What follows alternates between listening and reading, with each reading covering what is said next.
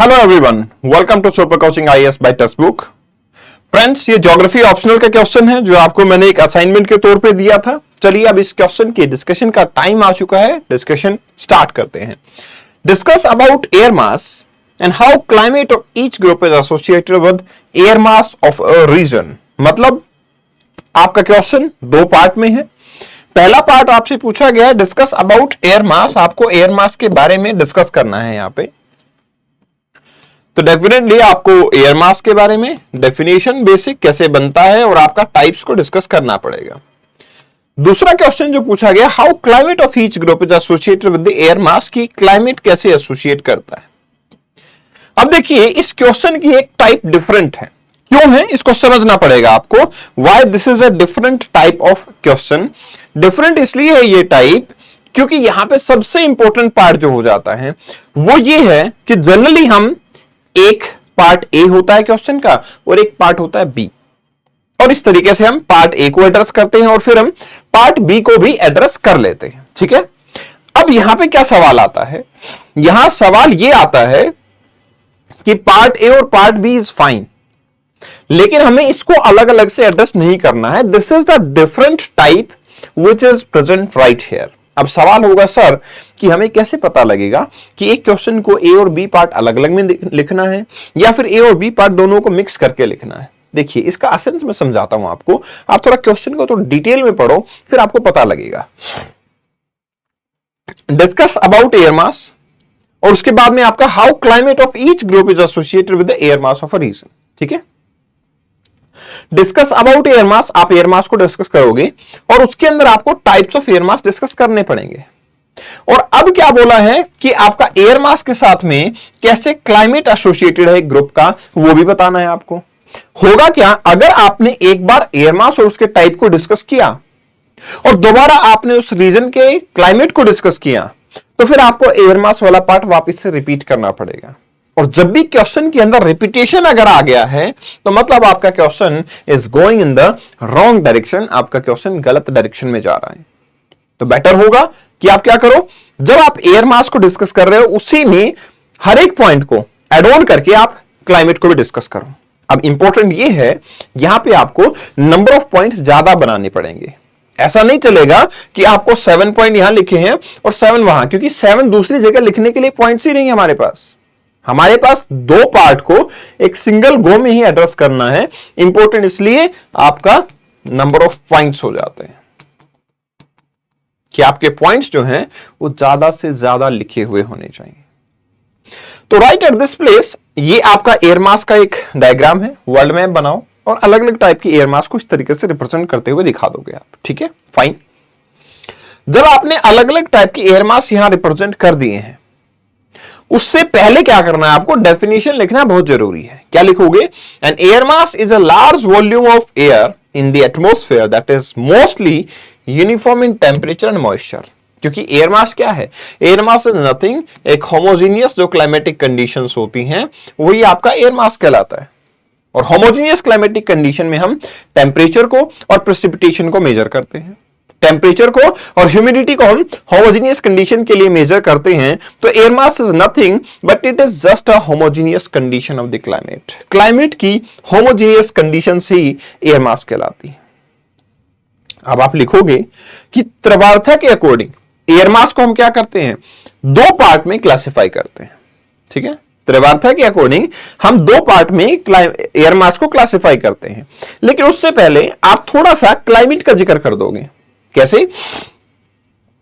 Air mass लिखा आपने, in initial theories air mass can be tropical, polar, equatorial, arctic and antarctic. यहां पे आप एक्सप्लेनेशन नहीं दोगे। Initial theories air mass was divided into following part, but in modern theories Trewartha divided air mass into 2 types.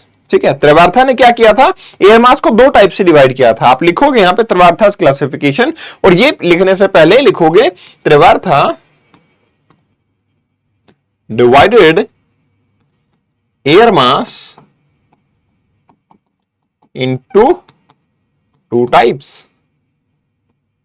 तो first one is continental air मास,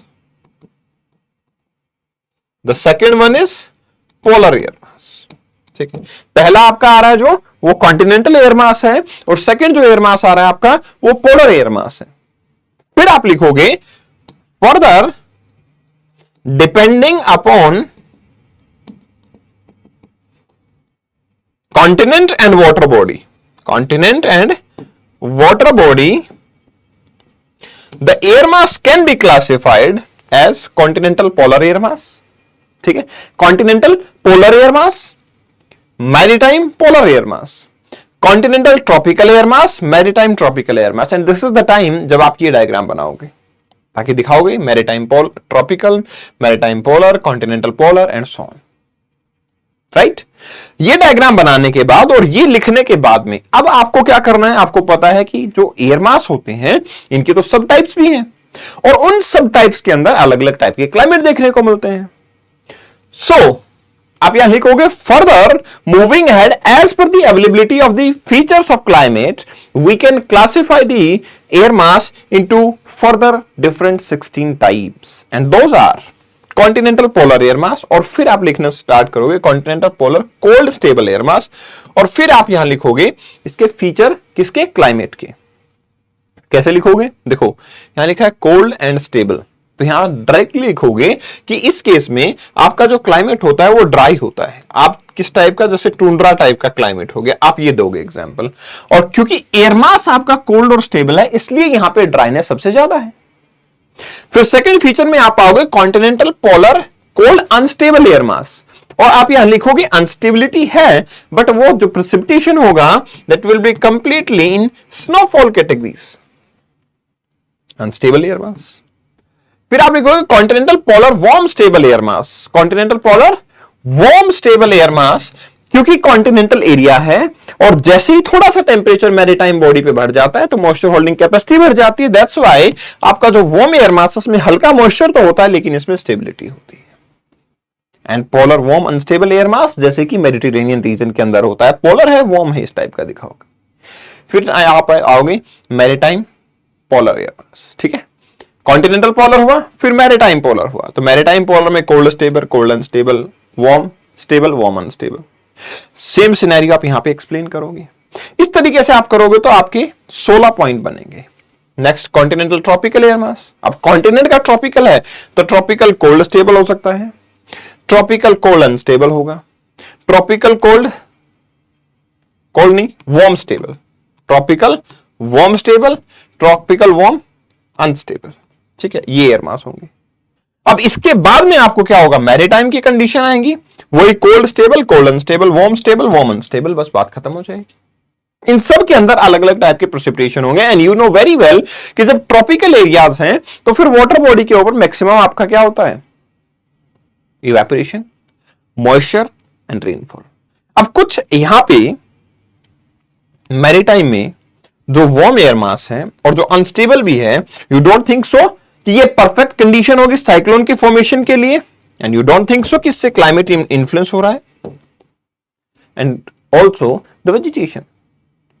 सो आप हर एक individual points के साथ में क्या दिखाओगे, आप ये प्रैक्टिस दिखाओगे, हर एक इंडिविजुअल पॉइंट्स के साथ में आप ये प्रैक्टिस दिखाओगे कि how does it influence the climate, कैसे ये क्लाइमेट को इन्फ्लुएंस कर रहा है। तो आपको इंपॉर्टेंट ये है इस क्वेश्चन के अंदर you doesn't need to address two different points क्योंकि वो रिपीटेटिव इन नेचर होंगे। तो हमेशा ये ध्यान रखना है अगर आपका क्लाइमेट रिपीटेटिव हो रहा है, ठीक है, अगर आपका क्वेश्चन में दोनों पार्ट रिपीटेटिव होंगे कि एक ही टाइप की चीज दोबारा दोबारा लिखनी है, तो फिर बेटर होगा कि आप आंसर को क्लब करके लिखेंगे ना कि डिफरेंट दो पार्ट में लिखेंगे। Right, hope you got the point. और इस सेशन की पीडीएफ को डाउनलोड करने के लिए आप Kapil Bharadwaj official Telegram channel पे जा सकते हैं। मुझसे बात करने के लिए Kapil Bharadwaj for you follow कर सकते हैं।